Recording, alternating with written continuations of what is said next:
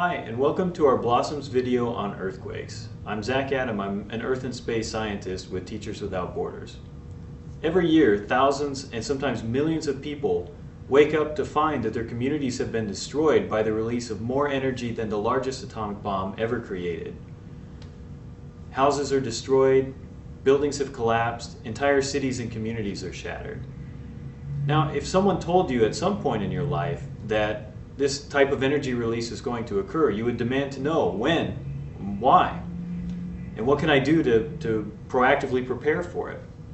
Well, this release of energy I'm talking about is not attributed to climate change, it's not attributed to aliens attacking from outer space, it's not attributed to war. What I'm talking about is earthquakes. And even if you're not exposed to earthquakes in your community right now, chances are that someone you know is exposed to earthquakes, and chances are that you'll be traveling to an area that is prone to earthquakes at some point in the future. So what we're going to talk about in this module today are some of the basic properties of earthquakes. Why do earthquakes occur, and can they be predicted?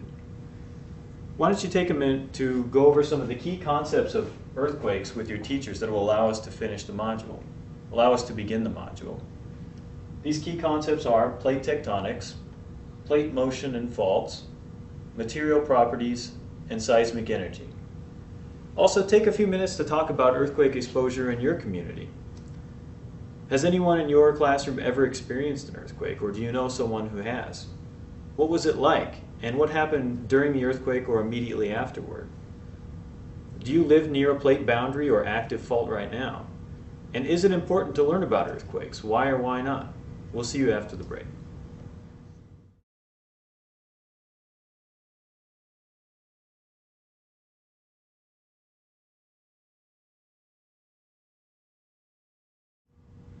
Welcome back. Now that you've had a chance to discuss earthquake exposure in your community or other reasons why it's a good idea to understand earthquakes, we're going to gather and assemble the materials we need to complete the setup. All of these materials are simple, inexpensive, and can be found at most hardware stores. The materials you're going to need are a tape measure, a rubber band, 2 wood blocks with eye screws, piece of sandpaper, and a sanding belt. So to get the setup constructed, you're going to secure the sanding belt to the surface of the table. You're going to take the wooden block with the sandpaper glued to the bottom and apply it face down with the sandpaper surfaces touching to the sanding block, or to the sanding belt. The block with the eye screw on it goes at the end so that the eye screw itself is mounted toward you, mounted horizontally. And you're going to take the rubber band and apply it to the end of the tape measure like this so that it can be threaded through the eye screw and attached to the other eye screw that's on the sandpaper block. And at that point you have your setup constructed. To operate the setup, you're going to pull smoothly and steadily on the tape measure, and at that point your setup will be ready to go. But before you run the setup, we're going to ask you to predict what's going to happen to the setup. And some of the key concept challenge questions are, what's going to happen when you pull smoothly and steadily on the tape measure? Why is the system going to behave that way? And can you describe the energy flow through this system? Where is the energy going in and where is it going out? After you've had a chance to discuss what your predictions are, to explain why you think your predictions are going to occur, and then to compare it to the actual behavior of the setup, we'll come back to see how you've done and how your predictions matched up to the actual behavior of the system.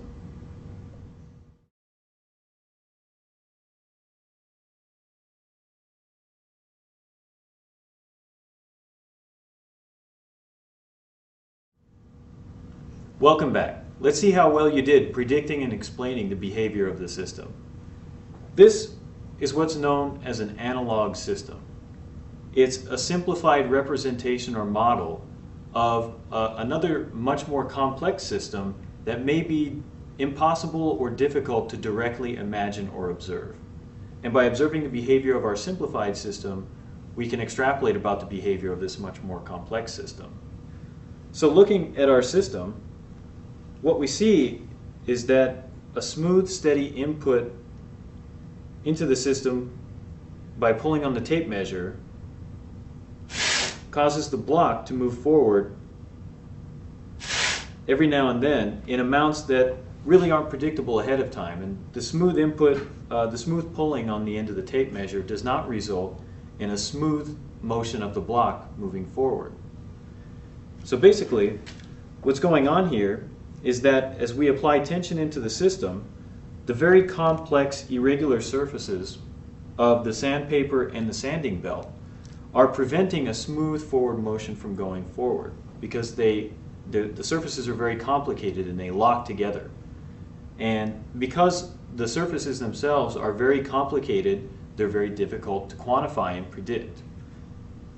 And what happens in terms of energy flow through the system is that the energy is put into the system as you pull on the tape measure.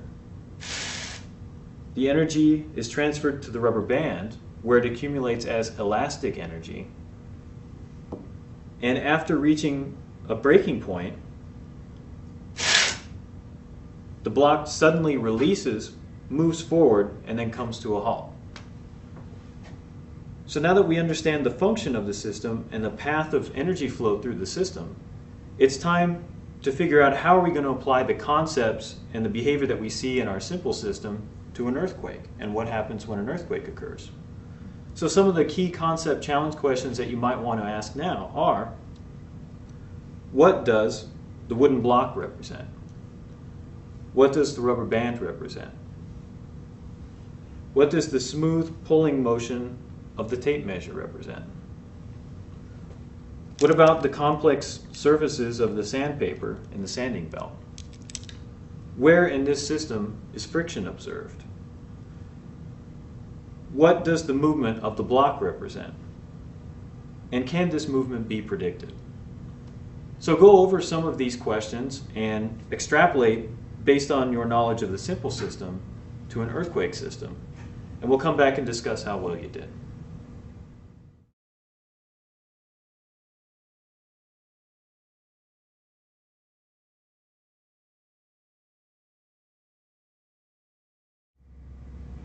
Welcome back.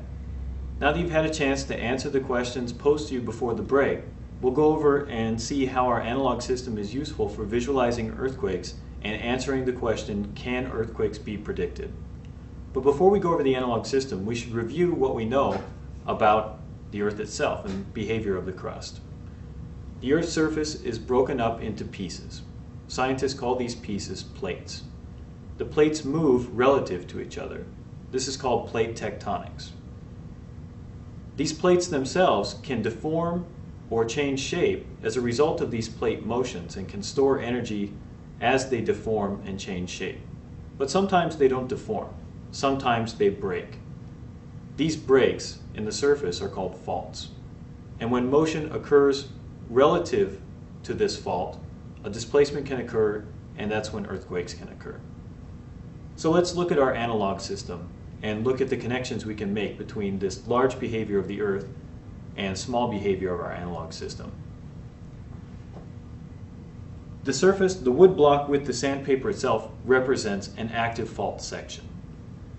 As the student pulls on the tape measure, this is an analog for the large-scale movement of plate motions that can occur on the surface of the Earth. These plate motions can cause deformation of the material surrounding the fault, as represented by the rubber band and the accumulation of elastic energy within the rubber band. Friction occurs at the fault contact surface, at the active fault section, as observed here between the sandpaper and the sanding belt.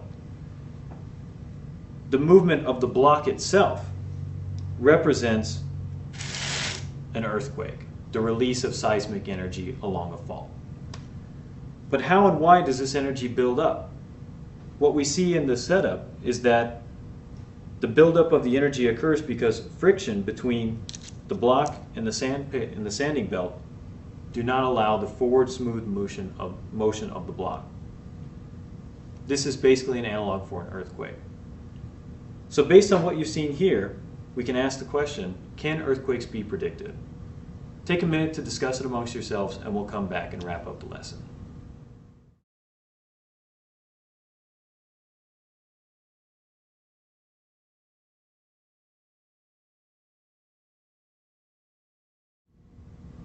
Welcome back. Now that you've thought about whether or not earthquakes can be predicted, let's see what the analog system can tell us. Basically, the frictional surfaces between the sandpaper and the sanding belt are highly irregular, and therefore they cannot be easily predicted in terms of what the final resulting motion is going to be as these two surfaces interact with each other, despite the fact that we're inputting a smooth, steady, and predictable amount of energy as we pull on the tape measure. There's a direct analogy that can be made here for earthquakes.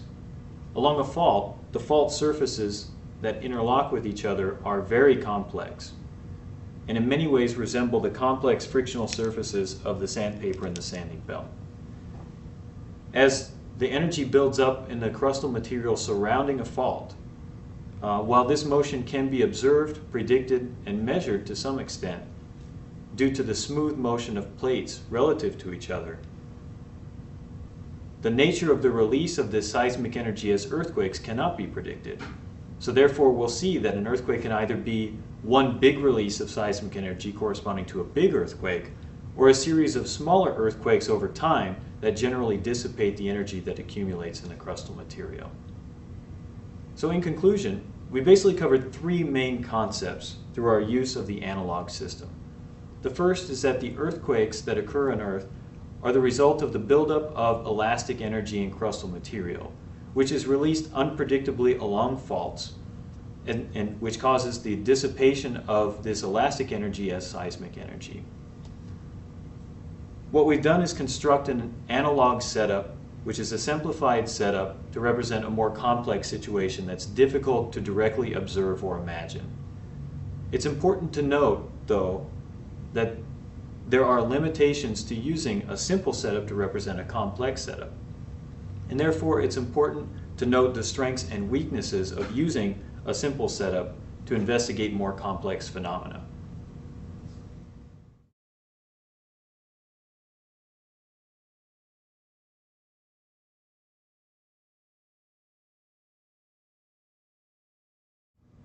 Before concluding this activity, I'd like to leave you with a few reflection questions that will help you explore the limitations of using this analog setup to explore and explain the behavior of earthquakes. What are some of the strengths and weaknesses that you observed using this analog setup? What did this setup teach you that you didn't already know? And if you were going to use this setup to investigate other questions, or if you were going to modify this setup in some way, why would you modify it? How would you modify it? And what would that teach you about earthquakes? I encourage you to investigate whether or not your community, your school, or your family already have in place an earthquake emergency plan. If you don't have an emergency plan, I'd encourage you to look into developing one that's based on the particular needs of you, your community, and is built in response to the particular geologic setting that you live in. I hope you've learned a lot using this setup. It's easy to feel powerless about earthquakes because they are unpredictable. But earthquakes are a unique facet of our dynamic planet. It's a unique facet of a planet that provides for our needs on a day-to-day, year-to-year basis. Just because earthquakes occur doesn't mean that we can't prepare and be proactive about how we're going to respond to them. Thank you and goodbye.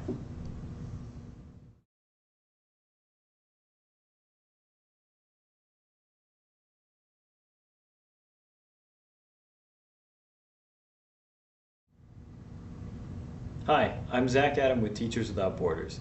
I want to thank you for considering using this module.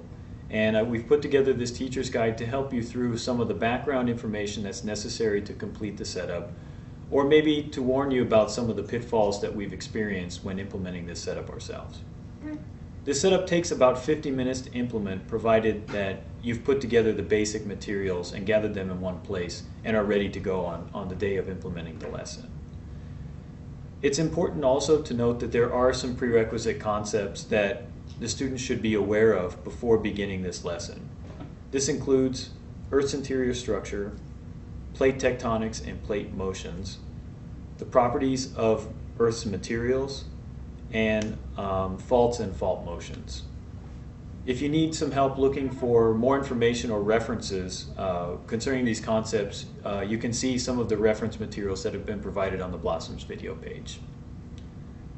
Basically, the teaching approach that's used in this lesson plan is called the 5E approach. The 5E standing for engage, exploration, explanation, elaboration, and evaluation. In section 1, the students are asked to engage in the topic of earthquakes by recounting their own particular experiences with earthquakes or the experiences of others that they know, and relating that and developing relevance for why they should be understanding and studying earthquakes. It's especially important that students discuss these experiences prior to beginning the lesson plan to help build relevance. In section 2, students begin exploring and explaining the nature of the behavior of the analog setup. And by sections 3 and 4, they're elaborating about how the behavior that they've observed in the setup might be applied to understanding or visualizing what's going on when an earthquake occurs. And finally, in the final sections of the lesson plan, they're evaluating their use of the analog setup to answer these questions and to make predictions about the nature of earthquakes. This basically comprises the entire 5E approach. As stated in the videos, as stated in the video, the procedures for building the setup required to conduct the module can be found in the resources that are included with the Blossoms video page. This includes the dimensions of the blocks, how much material is required, and how to pre-assemble some of the components before you get started and present them to the students. It's important that the basic materials be constructed prior to starting the lesson plan, but we really encourage you to leave the final assembly of the components to the students. That way they have a much firmer basis for predicting the behavior of the system once they start using the analog in the middle of the lesson plan. The materials that are described can easily be obtained at hardware stores and shouldn't cost much. We intentionally selected materials that can be found just about anywhere.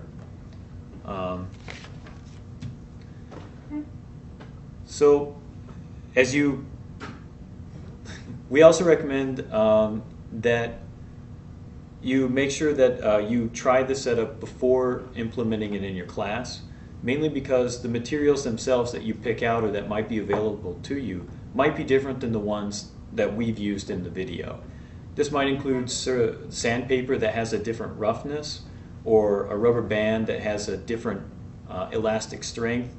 Variations in these very important properties of the setup can result in behavior that's not exactly as observed in the video. For example, a very stiff rubber band won't demonstrate the accumulation of much elastic energy, or a sandpaper that's extremely rough might grip the wooden block so much that it can't move forward on a periodic basis. We also note that we found that what works best is to have sandpaper of different grits so that they have a good mix of gripping properties when combined with the rubber band and demonstrating the kind of lunging and halting motion of the wooden block that corresponds to an earthquake. In sections 3 and 4, students will be making key concept connections between what's going on in the analog setup and what occurs along a fault during an earthquake. It's important to allow enough time to answer the questions that the students might have. In drawing together these connections, students might ask questions that come out of the blue, or that to explain and elaborate upon the nature of what's going on in the analog setup and what that means in terms of behavior that occurs along an actual fault section. It's really important not to rush the responses of your responses to the students' questions at that time. So we really recommend leaving quite a bit of time to make sure everyone's on the same page.